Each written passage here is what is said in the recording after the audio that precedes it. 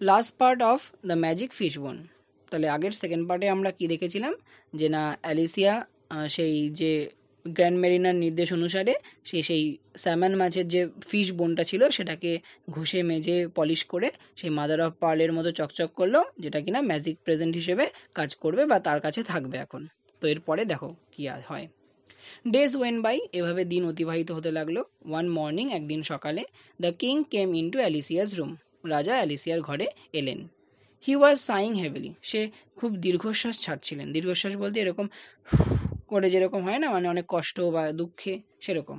And seemed low spirited, এবং তাকে দেখে মনে হচ্ছিল সে খুবই মানসিকভাবে বিধ্বস্ত হয়ে পড়েছে। লো স্পিরিটেড, স্পিরিট মানে আত্মা, অর্থাৎ আত্মার দিক থেকে ভেঙে পড়া বলতে মন ভেঙে যাওয়া তোমরা বলতে পারো। হি স্যাট ডাউন মিজারেবলি, সে খুব দুঃখে বসে পড়ল, দুঃখী হয়ে। Lining his head upon his hand, তার হাতের ওপর মাথাটা ঠেকিয়ে। And his elbow upon the kitchen table, এবং তার কুনোয় ভল রাখলো কোথায় না সেই রান্নাঘরের টেবিলের সাথে বা টেবিলের ওপর। অ্যালিসিয়া আক্সড, অ্যালিসিয়া জিজ্ঞাসা করলো, হোয়াট ইজ দ্য ম্যাটার পাপা, বাবা কি হয়েছে? I am extremely poor my child, আমার বাছা আমি খুবই গরিব হয়ে গেছি। দ্য কিং রিপ্লাইড, রাজা উত্তরে বলল। Have you no money at all papa, Alicia enquired, Alicia জিজ্ঞাসা করে বলল, তোমার কি আর কোনো টাকা পয়সাই নেই বাবা? নান মাই চাইল্ড, না আমার বাছা।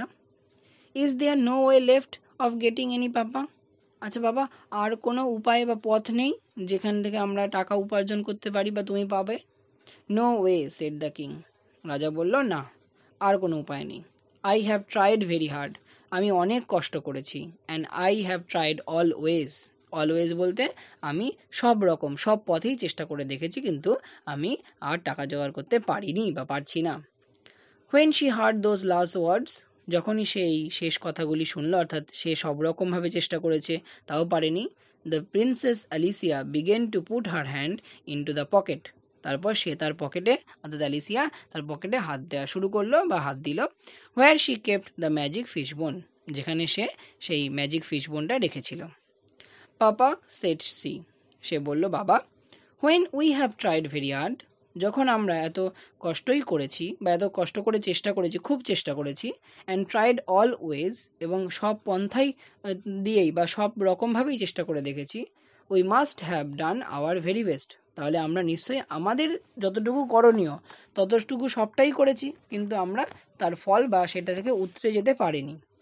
তখন সে অ্যালিসিয়াকে বলছে, নো ডাউট অ্যালিসিয়া, না এতে কোনো সন্দেহ নেই, আমরা সব রকমভাবে বা আমি সব রকমভাবে চেষ্টা করে দেখেছি।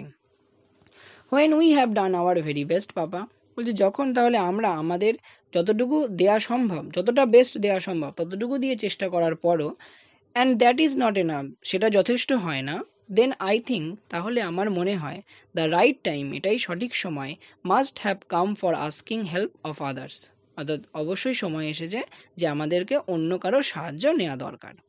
This was indeed the very secret connected with the magic fish বোন, তাহলে এটা অবশ্যই ইনডিড প্রকৃতপক্ষে ভেরি সিক্রেট কানেকশান, একটা খুবই গোপন সংযোগ রয়েছে কার সাথে না সেই ম্যাজিক ফিশ বোনের সাথে। কারণ মনে করো সেই গ্র্যান্ড মেরিনা কী বলেছিল যে সঠিক সময়ে যখন সেটা দরকার তখন যদি চাওয়া হয় তাহলেই কিন্তু সেই জিনিসটা একবারের জন্য পাওয়া যাবে। So she took out from her pocket, তখন সে ওই পকেটে হাত দিয়েছিল যে ম্যাজিক ফিশ বোনটা বার করার জন্য, সেটা সে বার করলো। The magic fish bone that had been dried and rubbed and polish till it shone like mother of pearl, যে ফিশ বোনটাকে না শোকানো হয়েছিল, ঘষা হয়েছিল এবং পালিশ করা হয়েছিল যতক্ষণ না সেটা মুক্তোর মতো চকচক করে। She gave it a little kiss, তারপর সে ওই হচ্ছে ফিশ বোনটাকে একটা চুম্বন করলো। And wished it was a salary day, salary day মানে বেতনের দিন, এবং হচ্ছে চুম্বন করার পর কী প্রার্থনা করলো যেন এটা তাদের বেতনের দিন হয়, তার মানে কি টাকা পয়সা চাইবে বা চেয়েছে। অ্যান্ড ইমিডিয়েটলি, এবং সঙ্গে সঙ্গে, the king's salary came rattling down, rattling মানে দেখবে ওই বেয়ে নামা, চিমনি, তারপর ডাউন দ্য চিমনি। তাহলে ওই শীতের দেশে দেখবে ফায়ার প্লেস থাকে যেখানে সবাই ওই আগুন জ্বালায়, ওই আগুন জ্বালানোর ওপরে দেখবে ধোঁয়া বেরোনোর জন্য চিমনি থাকে, তাই ওই সেই চিমনি দিয়ে খড়খড় করে যেন একেবারে টাকা পয়সা বা কয়েন পড়তে লাগলো। And bounce into the middle of the floor, এবং তাদের ওই কিচেনের যে ফ্লোর বা মেঝে তার উপরে এসে জমা হলো বা পড়তে থাকলো।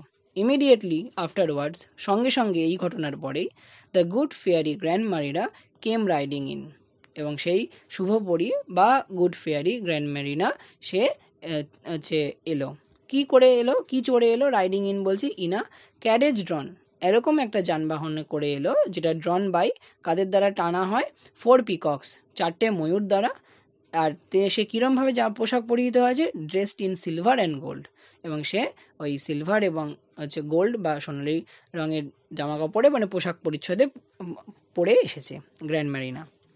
এলিসিয়া মাই ডিয়ার, এলিসিয়া আমার বাছা, said the charming old lady, সেই চার্মিং বৃদ্ধ পরীটি বলল। হাউ ডু ইউ ডু, তুমি কেমন আছো? দ্য প্রিন্সেস অ্যালিসিয়া এমব্রেস আর, তাহলে তাকে জিজ্ঞাসা করলো তুমি কেমন আছো বা কেমন চলছে, বলে সেই প্রিন্সেস অ্যালিসিয়াকে সে এমব্রেস করলো, অর্থাৎ গ্র্যান্ড মেরিনা তাকে জড়িয়ে ধরলো। Grandmarina turn to the king then, তারপর গ্র্যান্ড মেরিনা টার্ন টু অর্থাৎ কিংয়ের দিকে বা রাজার দিকে তাকালো বা চাইলো। আই সাপোজ, আমার মনে হয়, ইউ নো, তুমি জানো, দ্য রিজন, কারণটি, নাও, এখন, why Alicia did not use the fish bone sooner, কেন অ্যালিসিয়া এর আগে এই ফিশ বোনটা ব্যবহার করেনি। দেখো তোমাদের তো এই গল্পটা পুরো দেয়া নেই, অ্যাকচুয়াল গল্পটায় আরও অনেক ঘটনা ছিল, যে এই অ্যালিসিয়াদের জীবনে বা এই কিংয়ের জীবনে বা তাদের এই পরিবারে আরও অনেক সমস্যা আসবে। তো তখনও কিন্তু অ্যালিসিয়ার কখনো মনে আসেনি যে ওই ফিশ বোনটাকে ব্যবহার করা যায়।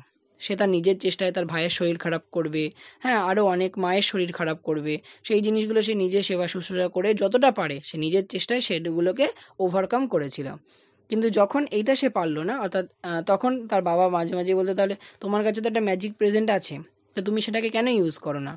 তো তখন তাই সেই কথার পরিপ্রেক্ষিতে এই গ্র্যান্ড মেরিনা আজকে ওই কিংকে বলল যে তাহলে নিশ্চয়ই তুমি বা রাজা বুঝতে পেরেছো যে কেন অ্যালিসিয়া এতদিন এই ফিশ বোনটাকে ব্যবহার করেনি, কারণ সঠিক সময় সেটা ব্যবহার করলো, আজকে যখন কিছুই করার নেই তোমারও। দ্য কিং মেড হার আর সাইবো, ফলে রাজা এই কথা শুনে তার থেকে একটু লজ্জিত হয়ে মাথা নত করলো। It only remains, said grand Marina in conclusion, অবশেষে বা সবার শেষে বলল, তাহলে এটা পড়ে থাকলো শুধু, অর্থাৎ ওই হাঁটটাই শুধু পড়ে থাকলো অবশেষে, to make an end to the fish বোন, এবং এবার এটাকে কী করতে হবে? এটাকে শেষ করতে হবে, অর্থাৎ এর মানে কী হলো, কারণ এটা তো আর ইউজেস নেই, কারণ ওটা তো ফিশ বোনের যে ম্যাজিক যে মানে প্রপার্টিসটা ছিল সেটা নষ্ট হয়ে গেছে। So she took it from the hand of the princess Alicia, সুতরাং সে কী করলো? গ্র্যান্ড মেরিনা তার হাত থেকে ওই ফিশ বোনটা নিল, and it was instantly grabbed by the little snapping pug dog next door, এবং সঙ্গে সঙ্গে ওই হাতে নেওয়ার পরই সেই তাদের নেক্সট ডোর অর্থাৎ প্রতিবেশী বা নেইবারিংয়ে একটা পাক ডগ ছিল। দেখো এরকম ছিল, আগে একটা ভোডাফোনের অ্যাড হতো, সেখানে ভোডাফোনের কুকুরে দেখতে পাবে, এরকম অনেকের বাড়িতেও আছে।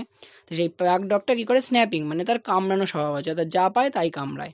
তো সেই কামড়ানো কুকুরটা সেটাকে নিয়ে ওই কামড়াতে লাগলো, ফলে এটার ট্র্যাজেডি, এখানেও গল্পটা সম্পূর্ণ করা নেই, কারণ হচ্ছে এই কুকুরটা একবার এরকম কামড়ে দিয়েছিল তার কোনো ভাইকে। তো এখানে সেই হিসেবে ফেট বা নিয়তির অর্থে মানে প্রতিশোধ বা রিভেঞ্জের অর্থে যখন ওই কামড়ানো স্বভাব, ফলে ওই যখনই গ্র্যান্ড মাইন্ডার হাতে নেবে আর ওই সেই ফিশ বোনটা এরকম কামড়াতে থাকবে, ওই কামড়ানো মানে কামড়াতে গিয়ে ওই কাঁটা ফুটে পরবর্তীতে ওই কুকুরটাও মারা যাবে।